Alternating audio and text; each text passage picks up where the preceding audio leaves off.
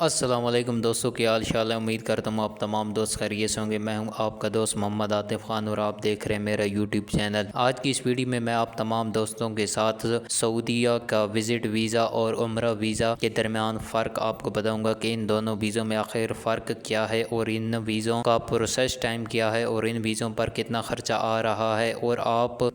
جس کیٹیگری میں شامل ہوتے ہیں اس کیٹیگری میں آپ کے لیے کون سا ویزا بہتر ہے۔ اگر آپ عمرہ ویزا لیں گے تو یہ آپ کے لیے زیادہ فائدہ مند ثابت ہوگا، یا اگر آپ ورک پرمنٹ کے لیے جاتے ہیں تو آپ کو وزٹ ویزا لینا چاہیے، یا کیا آپ عمرہ ویزا پر جا کر وزٹ ویزا کنورٹ کر سکتے ہیں یا نہیں۔ اس طرح کے بہت سے سوالات میرے دوست کمنٹ سیکشن میں پوچھ رہے، تو میں نے کہا کہ آج ان تمام دوستوں کے لیے ایک عمرہ ویزا اور وزٹ ویزا کے درمیان فرق کرنے والی ایک ویڈیو آپ تمام دوستوں کے لیے بنا دوں۔ تو اس ویڈیو کو اینڈ تک دیکھیے گا اور اپنے تمام دوستوں کے ساتھ شیئر کیجیے گا جو کہ عمرہ ویزا یا وزٹ ویزا لینے کی خواہش رکھتے ہیں۔ تو چلیں ویڈیو کو شروعات کرتے ہیں۔ تو سب سے پہلے بات کر لیتے ہیں کہ ان کا سٹینگ پیریڈ کتنا ہے۔ مثال کے طور پر اگر آپ تمام دوستوں یہ ویزا اپلائی کرتے ہیں، چاہے وہ عمرہ ویزا ہو یا وزٹ ویزا ہو، اگر یہ ویزا لگ جاتا ہے، یعنی کہ اگر آپ کا یہ ویزا اپروو ہو جاتا ہے تو آپ کو 90 دن کے اندر سفر کرنا ہوگا، آپ کو 90 دن کے اندر سعودی عرب کے اندر لینڈ کرنا ہوگا۔ اور ایک دوسری بات یہ ہے کہ اس کا سٹینگ پیریڈ بھی میکسیمم 90 ڈیز ہی ہوتا ہے۔ وزٹ ویزا کا تو تقریباً ہی 90 ڈیز کا ہوتا ہے، لیکن عمرہ ویزے کا آپ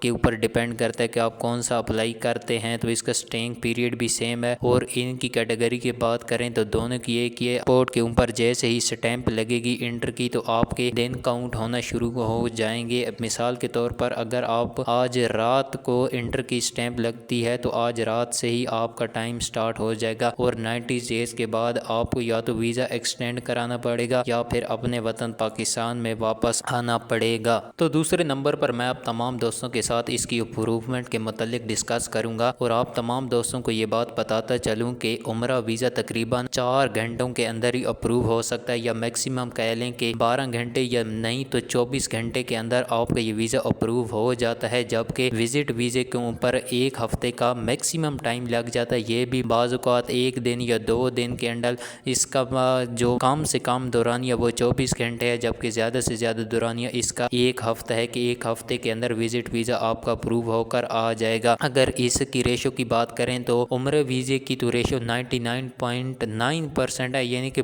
فکس 1% بھی آپ کے ریجیکشن کے چانس نہیں ہوتے، یعنی کہ آپ کا ویزا اپروو ہو جائے گا اگر آپ اپلائی کر دیتے ہیں۔ جبکہ وزٹ ویزے کی بات کریں تو اس کا تقریباً 80 سے 90% کے درمیان ریشو آ رہی ہے، اور یہ ریشو بھی بہت زیادہ ہے، اور ریجیکشن ریشو تقریباً 10% بن رہی ہے، جو کہ 9 کے برابر ہے۔ اور بعد میں یہ بھی جب آپ ان کے اعتراضات دور کر دیتے ہیں تو پھر وہ آپ کا وزٹ ویزا بھی اپروو کر دیتے ہیں۔ عمرہ ویزا کو لینا بہت آسان ہے، جبکہ وزٹ ویزا بھی آسان ہو جاتا ہے اگر آپ کا سپانسر سعودی عربیہ کے اندر موجود ہے۔ اگر وہ سپانسر سعودی عرب کے اندر موجود نہیں ہے تو پھر آپ کو ایڈیشنل ڈاکومنٹس جمع کرانے پڑیں گے ایمبیسی کے اندر، اور اس کے بعد آپ کی اپروومنٹ آ جائے گی، جس کے بعد آپ سعودی عرب کا آزاد ویزا، جس کو ہم وزٹ ویزا بھی کہہ لیں، اس پر آپ سفر کر سکتے ہیں۔ اور اگر ہم بات کر دیں کہ جب آپ کا یہ ویزا اپروو ہو سکتا ہے تو آپ سعودی عرب کے اندر کسی بھی شہر میں ٹکٹ کرا کر لینڈ کر سکتے ہیں۔ یہ نہیں ہے کہ کوئی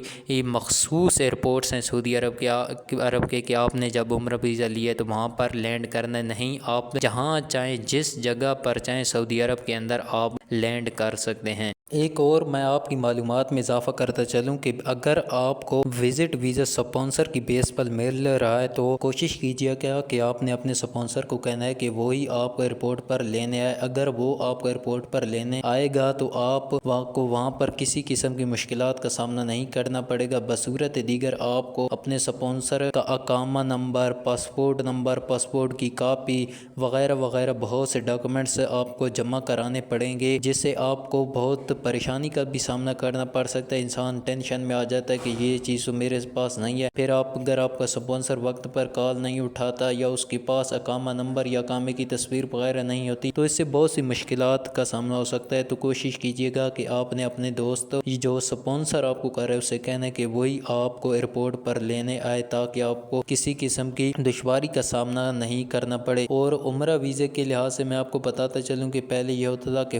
ہوٹل بکنگ آپ کی لازمی ہونی چاہیے۔ پھر بھی جب آپ 90 ڈیز کا عمرہ ویزا اپلائی کرتے تھے تو اس کے لیے تو مسٹ ہوتا تھا کہ آپ کے پاس ہوٹل بکنگ لازمی ہونی چاہیے، تو اب اس شرط کو بھی ختم کر دیا گیا ہے۔ یہ ایک بہت اہم اور اچھی امپرومنٹ سعودی گورنمنٹس کی طرف سے آئی ہے کہ اگر آپ کے پاس اپنی رہائش ہے تو آپ کو ہوٹل بکنگ اب نہیں کرانی پڑے گی۔ تو اب آخر میں بات کر لیتے ہیں کہ کون سا ویزا بہتر ہے۔ تو میں نے اب تمام دوستوں کو ان کے متعلق تمام تر معلومات بتا دی ہیں۔ تقریباً دونوں ہی سیم ہے۔ اگر آپ نے صرف عمرے کی غرض سے جانا ہے، یعنی کہ آپ نے وہاں پر عبادات کرنی ہے، تو پھر آپ عمرہ ویزا لیں۔ اگر آپ کا ذہن بن رہا ہے کہ وہاں پر جا کر تھوڑا سا کام بھی ڈھونڈنا ہے، اگر کوئی اچھا سا کام مل گیا تو وہ کمپنی جوائن کر لیں گے، تو پھر آپ کو میرے خیال میں وزٹ ویزا لینا چاہیے۔ دونوں کی فیسز میں بھی کوئی اتنا فرق نہیں ہے، تقریباً سیم ہی ہے۔ اس میں تھوڑا سا زیادہ ہے وزٹ ویزا کی، لیکن میرے خیال میں سیم ہی ہے، لیکن ایجنٹ اس سے پیسے زیادہ وصول کر لیتے ہیں۔ تو امید کرتا ہوں آپ تمام دوستوں کو یہ ویڈیو اچھی لگی ہوگی۔ اگر آپ تمام دوستوں کو یہ ویڈیو اچھی لگی ہے تو اس ویڈیو کو لائک اور میرے چینل کو سبسکرائب کیجیے گا، اور اپنے ان تمام دوستوں کے ساتھ شیئر کیجیے گا جو کہ